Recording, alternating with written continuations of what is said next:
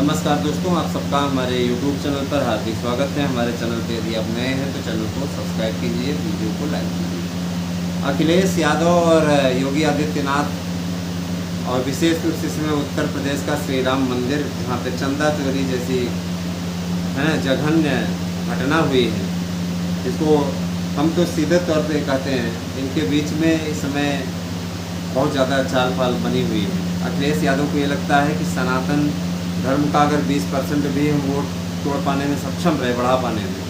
अब अखिलेश यादव के मुंह से अब कभी भी आप लोगों ने पीडीए की बात नहीं सुनी होगी। इसमें अखिलेश के फ्रंट फुट को खेल रहे हैं। अखिलेश को ये लग रहा है कि राम मंदिर वाला मुद्दा बहुत अच्छा है, लेकिन इसके लिए सरकार ने बहुत ही किफ़ायती बात सोची है। इस राम मंदिर के मुद्दे को हर हाल में 1 महीने के अंदर समाप्त करना है, जुलाई भर के अंदर, जिससे ये बहुत बड़ा मुद्दा न बन पाए। रही बात जो अपराधी हैं, जिन्होंने अपराध किया है, योगी आदित्यनाथ ने साफ कर दिया है कि वो कितना भी शक्तिशाली क्यों न हो, निश्चित रूप से फंसेगा।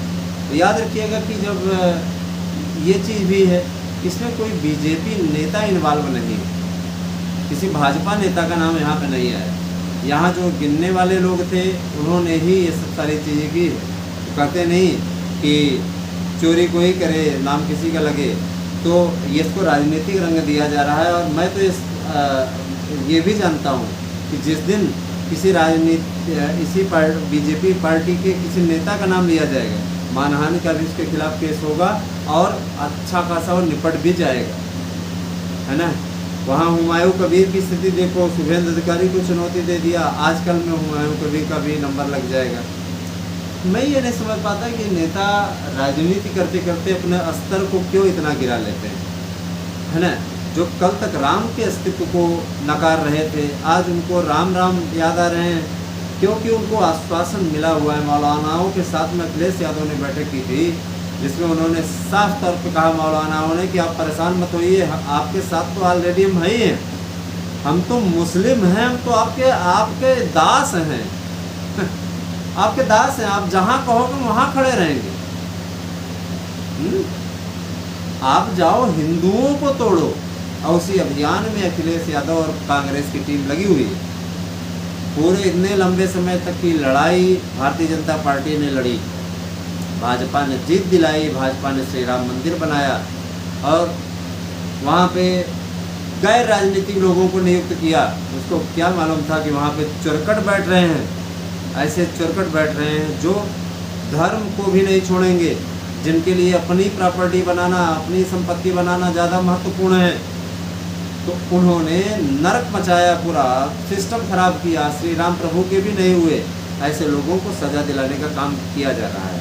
तो याद रखिएगा, यही समाजवादी पार्टी के समय की सरकार होती, इसमें कोई दो राय नहीं है। समाजवादी पार्टी की सरकार रही होती तो ये मामला दबा दिया जाता। आजम खान कितने केसेस में जेल के अंदर है, आप स्वयं समझिए कि क्या आजम खान जैसे लोग। अब सोचिए, इसको छोड़िए, मैं बताता हूँ एक उदाहरण इनके सरकार का। एक मंत्री इनका रेप के केस में आज भी अंदर है, उसका नाम है गायत्री प्रसाद प्रजापति। रेप, महिला ने आरोप लगाया रेप का कि उसकी बेटी के साथ भी किया और उसके साथ भी, ठीक है। रेप के मैटर में वो जेल की सलाखों के अंदर है, छूट नहीं रहा है, समझ रहे हैं ना। तो अब जिसके मंत्री रेपिस्ट हों और जेल खाने के अंदर हों, वो इस टाइप की बात करे। और सबसे बड़ी चीज़ ये, इनके पिताजी ने 1993 में हिंदुओं का नरसंहार कराया था। वो कारसेवक जय श्री राम का नारा लगा रहे थे। ममता बनर्जी की तरह अखिलेश के पिताजी ने, यानी मुलायम सिंह ने, सीना ठोक करके कहा था विधानसभा में, मुझे कोई मुल्ला मुलायम कहेगा तो मुझे पसंद होगा। अरे इतना तुष्टीकरण में गिर गए, ये स्तर है। फिर एक भाई ने कहा कि आप संभल के रहिएगा, आपका भरत तिवारी की तरह हमसे किसी माँ के लाल में औकात नहीं है किसी की, है ना। हाँ, किसी की औकात नहीं है। भरत तिवारी सम्राट चौधरी की जातिवादी पुलिस का शिकार हो गए, लेकिन अब सम्राट चौधरी भी इस चीज़ को जानते अच्छी तरीके से, भरत तिवारी को न्याय दिलाए बिना वो आगे फिर भारतीय जनता पार्टी के पहले और आखिरी मुख्यमंत्री फिर हो जाएंगे। ये भी अच्छी तरीके से जान लें।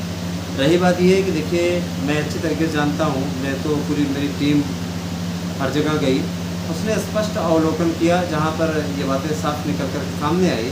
ब्राह्मण समाज में सिर्फ 2-3% ऐसे लोग हैं, वो हमेशा से ही ऐसे थे, ठीक है भाई। वो समाजवादी पार्टी को देंगे, उनको अच्छे तरीके मालूम है कि उनकी कितनी इज्जत होती है समाजवादी पार्टी की सरकार में, है ना, किस टाइप की इज्जत होती थी। और अभ्यर्थियों को भी मालूम है। अभी अखिलेश यादव ने ये कहा ना कि आप लोग वो करिए, हमें दीजिए, हम पेपर लीक रोकेंगे। आपके समय पेपर ही नहीं होता है, लीक क्या, आप LT के मेरिट से कर देते हो, मतलब high school, inter, BA B.Ed जोड़ो, LT की नौकरी दे दो। ऐसे ऐसे लोगों को नौकरी दे दिया जिन्हें शुद्ध पढ़ना नहीं आता, ऐसे लोग मेरिट से नौकरी पाएँ, ठीक है। इसके अलावा प्राइमरी मेरिट से कर दो, उसमें भी high school BA inter BA B.Ed कर दो, है ना। यही किए थे। 72,825 याद है। तो आप बहुत बड़े दूध के धुले नहीं। 72,825 में अरबों का रुपया आपने लूटा, न पैसा दिया न नौकरी दिया। एक एक करके रोजाना कम से कम नहीं है तो 5 मिनट की वीडियो मैं चाहूँगा कि बनाऊँ, क्योंकि मेरे 2 यूट्यूब चैनल राजनीति के हैं और अच्छा स्ट्रेंथ है उसकी, बढ़िया है, फर्स्ट क्लास। तो मैं ये चाहूँगा कि मैं सच्चाई को सामने लाता रहूँ। मित्रों, अखिलेश यादव की तरह ही एक केंद्र में, दिल्ली में राहुल गांधी है। राहुल गांधी ये सोचते हैं कि PM हम ही बनेंगे, बार बार सपना देख रहे हैं। आजकल अजय राय एंड टीम बहुत ज़्यादा सक्रिय है। उनको लगता है कि मोदी को हम हरा देंगे। वाराणसी में मोदी को हराने का ख्वाब तो आप बिल्कुल ही छोड़ दीजिए, ये आपके पास का नहीं है, ठीक है। तो कितने दूध के धुले हो सब जानते हैं अच्छे तरीके से। सबसे बड़ी चीज़ ये है कि ईमानदारी का जो चोला ओढ़ करके राम के अस्तित्व को नकारते थे ऐसे लोग, है ना, ऐसे लोग आज डरे हुए हैं कि कहीं फिर योगी तीसरी बार भी आ गया ना, हमारा क्या होगा, हाल होगा। देखिए, वैसे जो जानकारी मिल रही है यही मिल रही है कि परिसीमन बिल पास हो जाएगा और कार्यावधि बढ़ जाएगी। 29 में एक साथ चुनाव होगा, है ना। तो ये सारी चीज़ें हैं। अब देखिए आगे क्या होता है। 29 में 7 में चुनाव होंगे सारे राज्यों के, तो कार्यकाल बढ़ाना पड़ेगा। मित्रों, बने रहे हमारे साथ में। आप क्या सोचते हैं? देखिए, श्री राम मंदिर में चोरी हुई, वह बहुत बड़ा अपराध है और इस पर जनता जनार्दन डिसीजन ले रही है। जनता के बीच में जब हमारी टीम गई तो उसने साफ तौर पर कहा कि हम योगी को अपराधी नहीं मानते, हम भाजपा को भी अपराधी नहीं मानते। हाँ, प्रशासन से चूक हुई जिसका निदान योगी जी कर रहे हैं।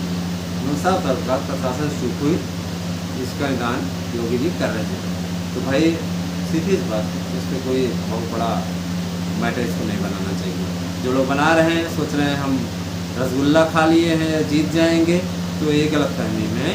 क्योंकि सर्वे में साफ तौर पे लोकप्रियता योगी आदित्यनाथ की 63% बनी हुई है और अखिलेश यादव सिर्फ 15% है। अखिलेश यादव की ये स्थिति है। रही बात बहन कुमारी मायावती ने बहुत ही अच्छा अकल बयान दिया था कि इस पर राजनीति नहीं होनी चाहिए, क्योंकि वो अच्छे तरीके से जानते हैं राजनीति करने वाले खुद फंसेंगे। भाई, राम मंदिर में चोरी किया किसने? चंपत राय ने, अनिल मिश्रा जो कि वहाँ का ट्रस्टी है, इसके अलावा एक यादव है, टुन्नू यादव, तो है ना, इन्हीं लोगों ने, गोपाल राय वगैरह लोगों ने किया। तो सब फंस रहे हैं भैया, सबके यहाँ बुलडोजर चलेगा, सबके खिलाफ कार्रवाई होगी, संपत्ति जब्त होगी, ये सारी चीज़ें चल रही हैं। तो आप सभी से मेरी गुजारिश है कि आप अपने आप को प्रसन्न रखें, कोई दिक्कत नहीं है। मैं आप लोगों के बीच में वीडियो लेकर के आता रहूँगा। कैसी लगी वीडियो कमेंट करके अवश्य बताएं। धन्यवाद आप सभी को।